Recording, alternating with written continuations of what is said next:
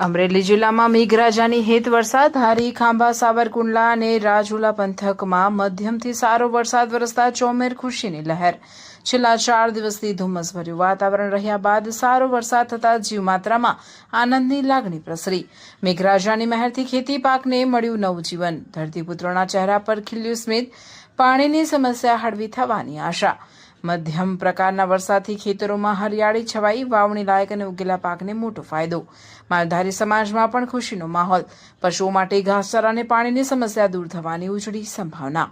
અમરેલી જિલ્લામાં હવામાન ખાતાની આગાહી મુજબ મેઘરાજાએ મહેરબાન થઈને હેત વરસાવ્યો છે. છેલ્લા 4 દિવસથી ધુમ્મસભર્યું વાતાવરણ છવાયેલું રહ્યા બાદ જિલ્લાના ધારી, ખાંભા, સાવરકુંડલા અને રાજુલા સહિતના વિસ્તારોમાં મધ્યમ પ્રકારનો સારો વરસાદ ખાબકતાની સાથે જ સમગ્ર પંથકમાં આનંદ અને ઉત્સાહનો માહોલ જોવા મળી રહ્યો છે.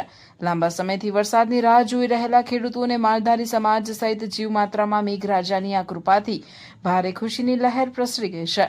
આ આગાહી મુજબ અમરેલી જિલ્લાના અનેક તાલુકાઓમાં મેઘરાજાએ મન મૂકીને હિત વરસાવતા ખેતરોમાં પાણી વહેતા થયા છે. આ મધ્યમ પ્રકારના વરસાદથી ખેતીના પાકોને નવજીવન મળ્યું છે અને ધરતીપુત્રોમાં હાશકારો અનુભવાયો છે.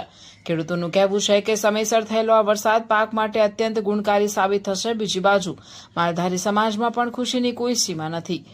સારો વરસાદ થવાને કારણે પશુધન માટે લીલા ઘાસચારાની ઉપલબ્ધિ વધશે અને પીવાના પાણીની સમસ્યા પણ હળવી થશે.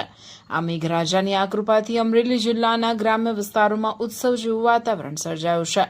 રિપોર્ટર બિપિન રાઠોડ, ચલાલા, અમરેલી.